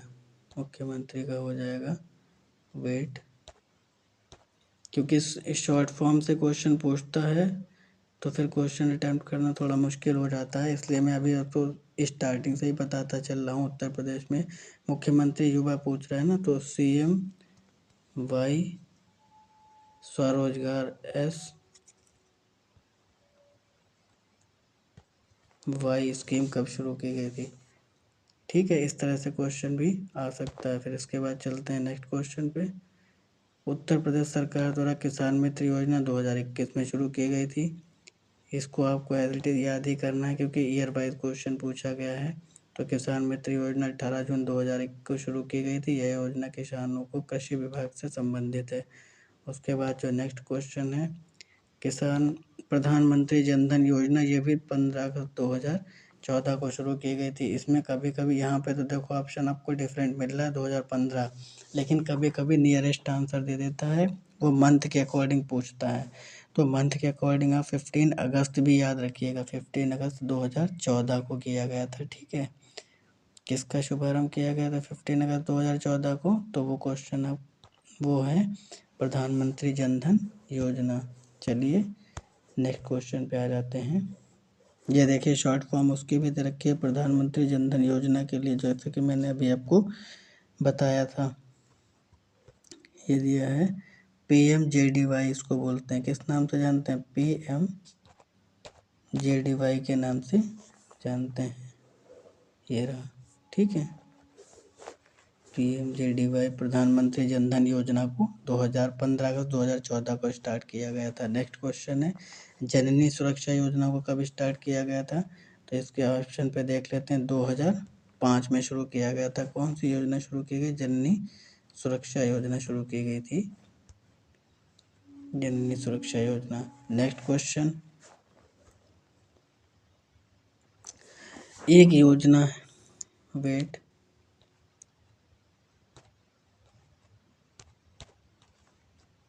यहाँ से क्वेश्चन ये रहा। कह रहा है कि ग्राम स्वराज अभियान क्या है? यह एक योजना है जिसका उद्देश्य पंचायत एवं ग्राम सभा की क्षमता एवं प्रभावशीलता में अभिवृद्धि करना है।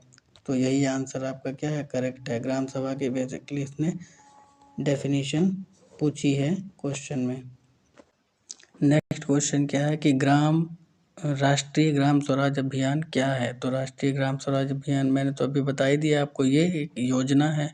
तो योजना वाला कॉन्सेप्ट तो बस इसमें यहीं से मिल रहा है, यहीं से क्लियर हो जाना चाहिए था कि इसका राइट आंसर यही होगा, है ना।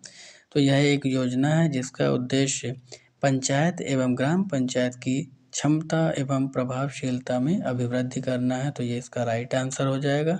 इसके बाद चलते हैं नेक्स्ट क्वेश्चन पे। फ्रेंड्स थोड़ा फास्ट कर लेते हैं क्योंकि टाइम बहुत ज़्यादा इसमें फिर कंज्यूम कर रहे हैं ना। तो ये 2018 में देखिए ये स्टेटमेंट भी आपका क्लियर हो गया, जो कि अभी मैंने आपसे बोला था कि आप मुझे कमेंट बॉक्स में बताइए। ये रहा इसका आंसर कि राष्ट्रीय ग्राम स्वराज अभियान 24 अप्रैल 2018 को भारत सरकार के पंचायती राज मंत्रालय द्वारा शुरू किया गया था। नेक्स्ट क्वेश्चन क्या है कि राष्ट्रीय ग्राम स्वराज अभियान क्या है। सेकंड क्वेश्चन वही रिपीट हो गया, इसको स्किप करके नेक्स्ट क्वेश्चन पे आ जाते हैं। तो ये रहा नेक्स्ट क्वेश्चन कि मुख्यमंत्री समग्र ग्राम विकास योजना कब स्टार्ट की गई थी। ये आपके 2018 में स्टार्ट की गई थी। मुख्यमंत्री समग्र ग्राम विकास योजना ये आपके 2018 में शुरू की गई थी। आपको एज इट इज़ लर्न कर लेना है, क्योंकि जब योजनाओं के बेस पे क्वेश्चन पूछता है ना, तो फिर वो ईयर दे करके पूछता है, तो आपको ईयर कॉन्सेप्ट अच्छे से याद होने चाहिए, तभी आप क्वेश्चन को अटैम्प्ट कर पाओगे और एफिशिएंट वे में आपके मार्क्स आ पाएंगे। तो नेक्स्ट क्वेश्चन दिया है कि प्रधानमंत्री ग्रामीण आवास योजना कब शुरू की गई। मैं इसमें आपको थोड़ी सी हिंट दे देता हूँ कि जब भी प्रधानमंत्री ग्रामीण वर्ड लग जाएगा ना, मैं इसको हाईलाइट कर दूँ, ये जो ग्रामीण वर्ड ऐड होगा, तो इसके लिए राइट आंसर आपका क्या होगा। इसके लिए 2016 ग्रामीण आवास योजना, इसके लिए आंसर पिक करना पड़ेगा 2016। और अगर डायरेक्ट पूछता है आपसे प्रधानमंत्री ग्रामीण हटा करके आवास योजना की बात करता है, आवास योजना, तो आंसर पिक करना पड़ेगा 2015। केयरफुली दोनों वर्ड याद रखिएगा। इसके बाद आ जाते हैं नेक्स्ट क्वेश्चन पे कि जल जीवन मिशन का क्या उद्देश्य है। तो ग्रामीण परिवार को स्वच्छ पेयजल प्रदान करना, गुणवत्तापूर्ण सूखाग्रस्त रेगिस्तान क्षेत्रों में सांसद आदर्श ग्राम योजना, गांव आदि में स्वच्छ पेयजल प्राथमिकता देना। जी हाँ, विद्यालय, आंगनबाड़ी केंद्रों, पंचायतों और स्वास्थ्य भवन केंद्र, सामुदायिक विकास भवनों को कार्यात्मक नल प्रदान करना। ABC तीनों स्टेटमेंट उसमें करेक्ट हैं, तो इसका आंसर कौन सा होना चाहिए। ABC यानी फर्स्ट सेकंड थर्ड तीनों आंसर बिल्कुल जो हैं वो करेक्ट हैं। ठीक है, नेक्स्ट क्वेश्चन पे आते हैं। बजट के बेस पे आ गया कि जल जीवन मिशन के लिए कितना बजट एलोकेट किया गया 23-24 में। तो वो है 70,000 करोड़ का बजट एलोकेट किया गया है। नेक्स्ट क्वेश्चन पे आ जाते हैं। प्रधानमंत्री ग्राम सड़क योजना के तहत विशेष श्रेणी के राज्य और पहाड़ी राज्यों के लिए लागत कितनी है। तो ग्राम सड़क योजना के लिए पूर्वोत्तर राज्य हैं, उनमें 90:10 का रेशियो ये सेंट्रल गवर्नमेंट देती है, और 10 का रेशियो किसका होता है, स्टेट गवर्नमेंट का होता है। किसमें, ईस्टर्न जो कोस्टल एरियाज हैं, ईस्टर्न स्टेट के लिए ये प्रावधान किया गया है 90:10 का, 90:10 का। ठीक है, नेक्स्ट क्वेश्चन पे आते हैं। प्रधानमंत्री ग्राम सड़क योजना कब शुरू की गई। देखिए अभी पूछा था कि कितने रेशियो में उसको डिवाइड किया गया, क्वेश्चन वहीं से पुटअप करता है। सेकंड पूछ लिया कि उसको किस ईयर में स्टार्ट किया गया था, तो 2000 में स्टार्ट किया गया था। ठीक है, और सेंट्रल जैसे मैंने ऊपर बताया रखा, स्टेट का जो रेशियो दे रखा है वो ईस्टर्न साइड में कितना दिया 90:10, वो भी किसका, ईस्टर्न स्टेट का है, ईस्टर्न स्टेट। ठीक है, नेक्स्ट क्वेश्चन। महात्मा गांधी राष्ट्रीय ग्रामीण रोजगार गारंटी अर्थात मनरेगा किस वर्ष आरंभ की गई थी। हालांकि ये 2005 में बन गई थी, लेकिन इसको जब लागू किया गया था तो वो ईयर 2006 था। ठीक है, और उससे पहले ये एन रेगा के नाम से इंट्रोड्यूस हुई थी 2005 में, फिर इसको लागू किया गया 2006 में। ठीक है, नेक्स्ट क्वेश्चन। ग्रामीण विकास विभाग की स्थापना किस वर्ष की गई। तो इसी समय पे एक आवश्यकता कार्यक्रम भी चलाया गया था, न्यूनतम आवश्यकता कार्यक्रम भी चलाया गया था 1974 में। वैसे तो न्यूनतम आवश्यकता कार्यक्रम भी इसी ईयर में चलाया गया था, आवश्यकता कार्यक्रम थोड़ा ध्यान रखिएगा, नेक्स्ट टाइम हो सकता क्वेश्चन यहाँ से पुटअप कर ले कि न्यूनतम आवश्यकता कार्यक्रम किस ईयर चलाया गया था, तो 1974 में। और यहाँ पे क्या पूछा, ग्रामीण विकास विभाग की स्थापना भी 1974 में हुई थी। चल देते हैं अपने नेक्स्ट क्वेश्चन पे। तो ये आपके लास्ट क्वेश्चन था, तो इसका एक बारी डिस्क्रिप्शन रीड कर लेते हैं कि अक्टूबर 1974 में ग्राम विकास विभाग खाद्य और कृषि मंत्रालय के एक विभाग के रूप में कौन अस्तित्व में आया था, तो वो आया था